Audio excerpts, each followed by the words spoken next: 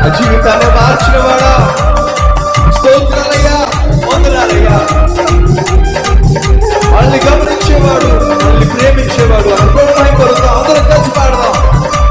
ఎవరు మౌనంగా ఉండదు, స్వరాలు మీకు పాడండి.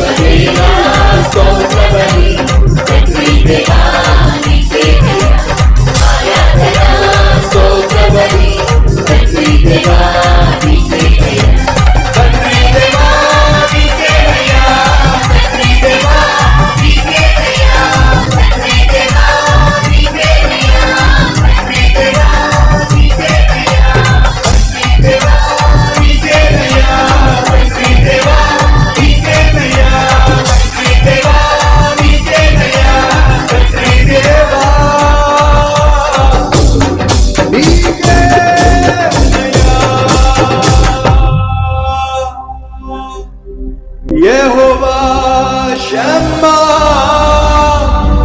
మాతో ఉన్నవాడా. యెహోవా షమ్మా,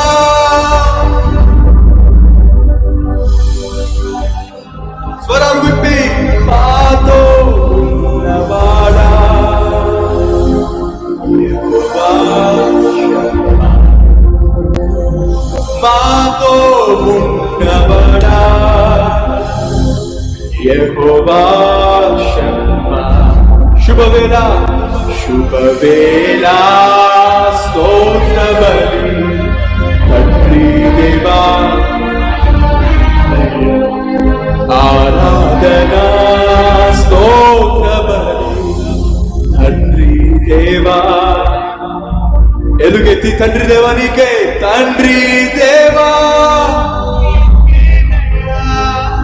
తండ్రి దేవా నీకేనయ్యా, తండ్రి దేవా నీకేనయ్యా, తండ్రి దేవా నీకేనయ్యా.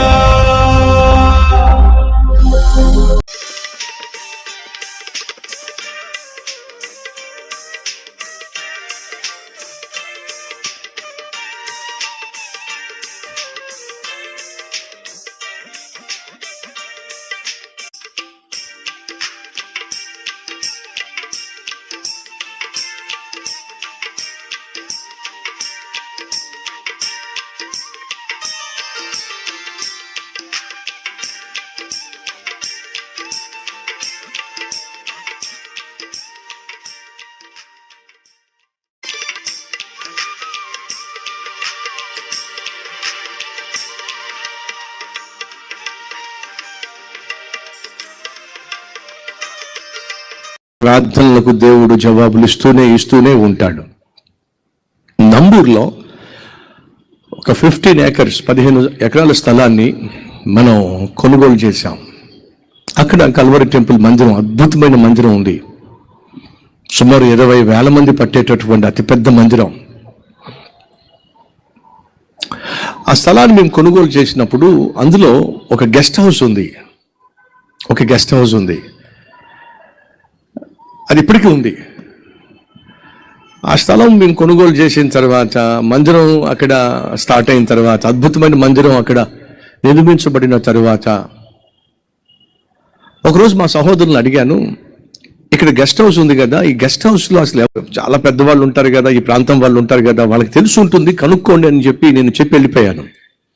తిరిగి నేను వచ్చేసరికి మా సహోదరులు ఇన్ఫర్మేషన్ తీసుకుని పెట్టారు. ఏంటో తెలుసా, ఆ గెస్ట్ హౌస్లో ఆ ఇంట్లో ఒక మిస్సమ్మ ఉండేదట. ఆమె ఎప్పుడూ కూడా మోకాళ్ళ మీద ఉండి ప్రార్థన చేస్తూ ఉండేదట. ఎంతకాలం తెలుసా మీకు? సుమారు 120 సంవత్సరాల క్రితం. ఎన్ని సంవత్సరాల క్రితం? 120 సంవత్సరాల క్రితం అదే స్థలంలో ఒక మిస్సమ్మ మోకరించి మహాతల్లి ఏ ప్రార్థన చేసిందో తెలియదు, కానీ ఈరోజు ఆంధ్ర రాష్ట్రంలోనే అతిపెద్ద సంఘం అక్కడే ప్రారంభించబడింది, నిర్మించబడింది. 120 సంవత్సరాలు అయిపోయినా సరే దేవుడు ఆ తల్లి చేసిన ప్రార్థనను మాత్రం మర్చిపోలేదు. అర్థమవుతుందా? ఆమె ఎక్కడుంది? పరలోకంలో ఉంది. కానీ ఆమె ప్రార్థనలకు జవాబు మాత్రం భూమి మీద చోటు చేసుకుంటూ ఉంది. కాబట్టి తల్లులు, తండ్రులు, ప్రార్థన చేయడం తప్పు కాదు.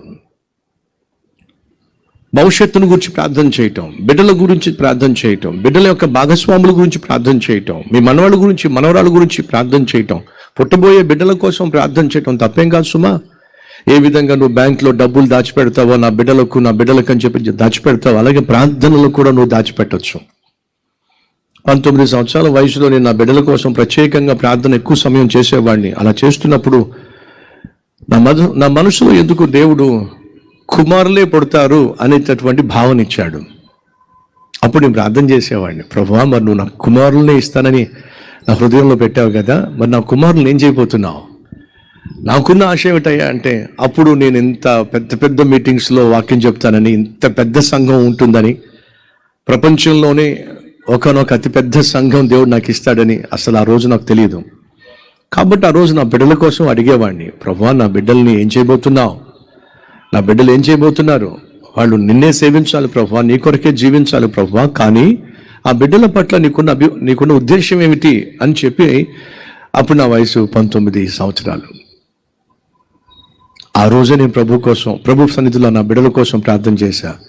దేవుడు నాకు మాట ఇచ్చాడు, ఏంటో తెలుసా? నీ మీద ఉంచిన నా ఆత్మను నీ బిడ్డల మీద కూడా ఉంచుతాను, నీ నోట ఉంచిన నా వాక్కును నీ బిడ్డల నోట నేను ఉంచుతాను అని ఆనాడే దేవుడు నా బిడ్డల పట్ల తనకున్న ఉద్దేశాన్ని తెలియచేశాడు. నా బిడ్డలు పుట్టినప్పుడు, వాళ్ళకు కొంచెం ఊహ తెలిసినప్పుడు కూర్చోబెట్టి వాళ్ళతో చెప్పాను, ఈ లోకంలో మీరు గొప్ప డాక్టర్లు కావాల్సిన అవసరంలా, లేదా గొప్ప ఉద్యోగాలు చేయాలని ఆలోచనలో పెట్టుకోకండి. చదువుకోవాల్సిన విధంగా చదువుకోండి, కానీ మీ జీవితాలు దేవుడు ఏర్పరచుకున్నాడు. నా మీద ఉంచిన దేవుని ఆత్మ మీ మీద దేవుడు అనుగ్రహించాడు. నా నోట పెట్టిన వాక్యము దేవుడు మీ నోటను కూడా ఉంచాడు. కాబట్టి నేను చేస్తున్న సేవ, ఈ అద్భుతమైన పరిచర్య మీరు కొనసాగించాలి. అందుకొరకే దేవుడు మిమ్మల్ని ఇద్దరిని కూడా మా కుటుంబానికి బహుమానంగా ఇచ్చాడు.